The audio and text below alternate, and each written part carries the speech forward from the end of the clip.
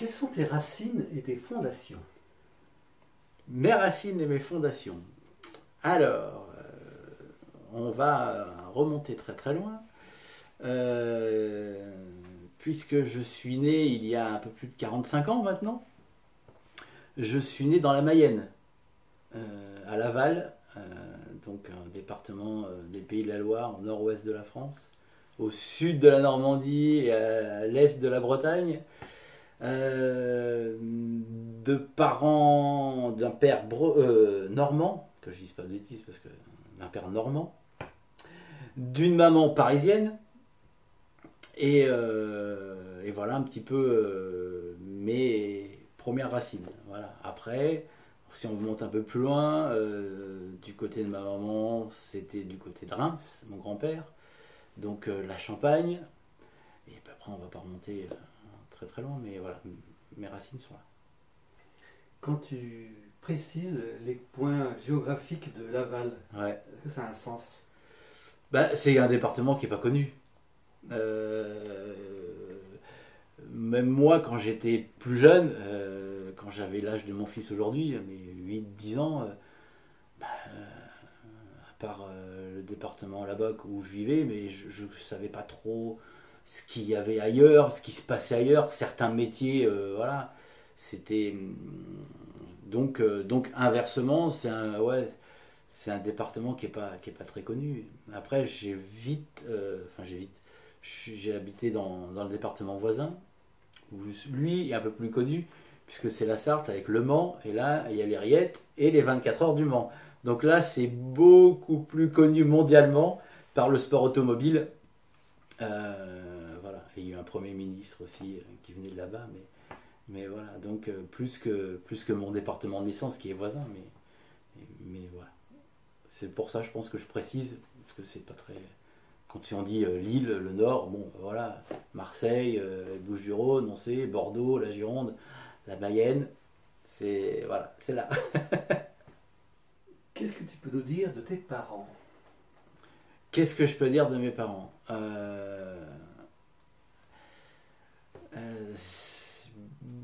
Beaucoup de choses et peu de choses à la fois, parce que ça va être très très très simple. J'ai un papa que je vois plus, parce que voilà, il a mené sa vie en quatre coins du monde. Mais bon, ça fait, je l'ai eu jusqu'à moins 30-35 ans, mais après voilà, c'est son choix de vie, et une maman, ouais, non, très très présente, même si elle habite pas encore dans la région, mais ouais, très présente. On s'appelle régulièrement, soutien. Donc non, non, c'est voilà. Donc c'est des parents qui ont divorcé assez tôt, donc qui n'étaient pas vraiment compatibles. Et puis avec le temps, bah, on se rend compte que même moi, qui suis papa aujourd'hui, que bah, voilà, c'est deux personnalités complètement différentes. Et donc c'est comme ça, mais après, il n'y a pas de regret, il n'y a pas d'animosité plus envers l'un qu'envers l'autre. Voilà, non. Non, j'adore ma mère, j'aime mon père, voilà. Je ne vais pas dire que je l'adore, parce qu'on se connaît plus, en fin de compte. Donc, voilà, il n'y a pas vraiment de. Mais je lui souhaite évidemment toujours que du bonheur, comme à tout le monde. Voilà. Qu'est-ce qu'ils faisaient ou font encore? Peut-être quand je sais pas, ils travaillent encore tes parents? Peut-être pas. Mon père est à la retraite, c'est pour ça qu'il est parti voilà, un peu partout. Et ma maman, bientôt à la retraite. Voilà. On a très peu d'écart, parce qu'ils m'ont eu très jeune. Et ma maman travaille toujours, elle devrait être à la retraite d'ici quelques mois. Donc c'est pour ça que je pense qu'elle va venir nous rejoindre par là après la fin de son activité professionnelle. Et qu'est-ce qu'elle fait comme travail? Elle travaille dans tout ce qui est machine à coudre et décoration intérieure, en fin de compte. Toute sa vie, voilà, elle a pas mal bossé. Mes parents ont eu aussi des entreprises de déco, tissus, etc. Et depuis ouais, une quinzaine d'années maintenant, 20 ans. Elle travaille pour une entreprise qui est sur le Mans, toujours, qui est spécialiste dans tout ce qui est machine à coudre, brodeuse, voilà.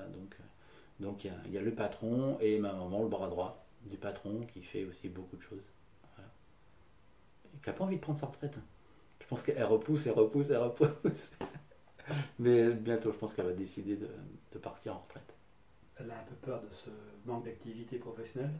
Je pense que c'est ça, ouais. Ouais, Et puis après, c'est quand. Moi, je connais pas encore, hein, mais je pense que pour certaines personnes, la retraite, ça peut être l'inconnu qui arrive parce que, entre guillemets, du jour au lendemain, on va plus voir ses clients, on va plus au boulot, on va plus présenter des spectacles, enfin, n'importe quelle activité, et ça s'arrête. Donc voilà. Mais bon, je pense qu'elle va bien s'en sortir. Et ton père, il faisait quoi, lui? Ils ont eu du coup une entreprise ensemble il y a plus de 30 ans maintenant. Et après, mon père, lui, a été cuisinier, chef de cuisine. Il a ouvert ses propres bars, brasseries et autres sur divers pays. Voilà, un peu à droite, à gauche. C'est un baroudeur.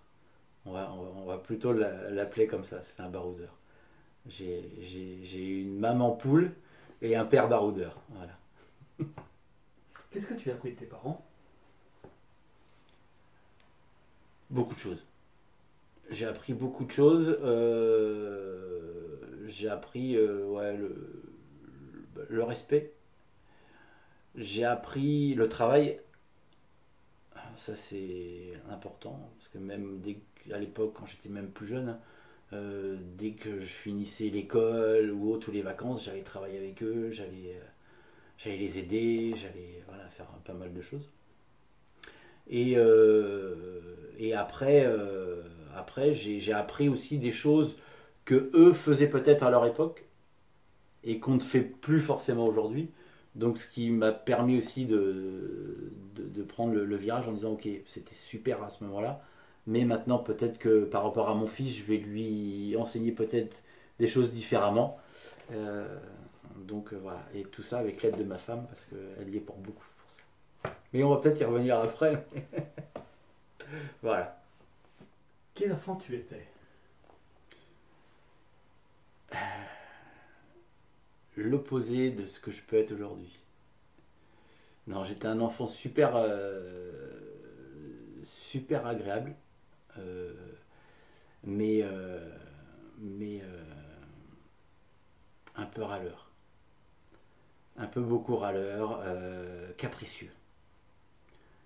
Quand je vois un peu comme je suis aujourd'hui, je me dis, mais mince, comment j'étais, pourquoi? Alors que, non, ouais, j'étais très capricieux. Quand je voulais quelque chose, il me le fallait tout de suite. Oh mon Dieu, et j'en parle aujourd'hui. Mais ouais, c'est ça. Alors, je l'avais pas toujours, hein, mais du coup, voilà, c'est peut-être aussi grâce ou à cause de ça que j'ai appris le travail. Parce que, bon, voilà, il y avait des choses que je voulais. On m'a dit, ok, par contre, si tu bosses, peut-être qu'on fera en sorte que tu l'aies. Mais voilà, apprends à bosser ou à faire des choses avant. Mais oui, j'étais assez. Mais pas méchant. J'ai jamais fait de grosses bêtises. J'ai fait des bêtises d'enfant. Mais je suis un enfant sage, mais capricieux. Tu as des frères et sœurs? Oui. Oui, j'ai une sœur avec mes parents, mon père et ma mère. Donc j'ai ma sœur qui a 4 ans de moins que moi. Et après j'ai une demi-sœur qui vit en Espagne. Comment ça se passe avec elle? Ou comment ça se passait? Je peux toujours parfait. Hein. Ouais, non, mais ça se passe bien, mais on se voit pas beaucoup. Ma demi-sœur, qui est en Espagne, on s'échange des messages. Hein. On s'appelle de temps en temps, mais voilà, on se voit pas beaucoup. Et avec ma sœur, on se voit une fois ou deux par an quand ils viennent à la maison. Voilà, ils habitent à côté de Genève, Donc c'est pas très loin, mais bon, c'est pas la porte à côté non plus. Donc on se voit peut-être une fois ou deux par an, mais ça reste. Je suis pas fusionnel moi avec la famille. Je les adore beaucoup, mais j'ai jamais été fusionnel. Je suis plus fusionnel avec voilà, quelques amis d'enfance ou des amis de, de travail ou artistique, mais je suis pas fusionnel. Voilà, c'est comme ça. J'étais un petit peu solitaire dans l'âme à ce moment-là, même si je les adore. Hein, voilà, ma soeur, ma maman, voilà, même notre petite soeur, je les adore. Hein. Mais je montre moins. Avec le temps, voilà, je montre un peu plus d'affect, mais j'ai toujours voulu marquer des distances. On ne sait pas pourquoi, mais bon, c'est comme ça. Quand tu étais enfant, quels étaient tes rêves? Je voulais être footballeur. Je voulais être footballeur. Après, j'ai vite arrêté. Bon, j'ai joué jusqu'à l'âge de 15-16 ans. Voilà, parce que je ne connaissais pas tous les univers possibles et inimaginables. Ce que je fais aujourd'hui, c'était même impensable. Parce que intérieurement à l'époque, j'étais timide. Donc c'était même impensable de faire l'activité que je fais aujourd'hui. Déjà, je ne savais pas que ça existait, ou je ne m'intéressais pas. Et se mettre en avant, alors, même pas en rêve. Non, pas du tout. Pourtant, devenir footballeur professionnel, c'est un petit peu se mettre en avant quand même aussi. Ouais, mais c'était facile parce que c'était la mode, tous les copains voulaient faire ça. Comme quand tu prends la première cigarette, c'est parce que tous les copains font la même chose. Donc il n'y avait pas trop d'imagination. Voilà, c'était bon, bah il y a ça. Oui, je vais faire ça, ça peut être bien. Et puis je joue au foot étant petit, donc voilà. Je me dis pourquoi pas, mais c'est sûr qu'aujourd'hui, entre la communication d'un footballeur professionnel et d'autres métiers, oui, c'est sûr que c'est pas pareil qu'il y a quelques années en arrière, des décennies en arrière.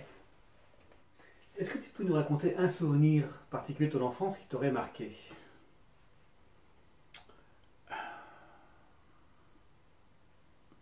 Et ben ça, j'en ai pas beaucoup. Des souvenirs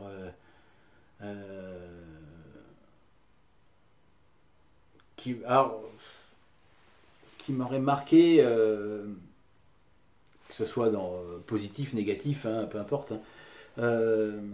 Ouais, alors, je pense que ouais, il y a quelque chose qui m'a marqué. C'était en 90, donc j'avais 12 ans. J'avais pas encore 12 ans parce que c'était en janvier. C'est quand je suis rentré un midi de l'école à la maison et qu'on m'a annoncé que mon grand-père était mort.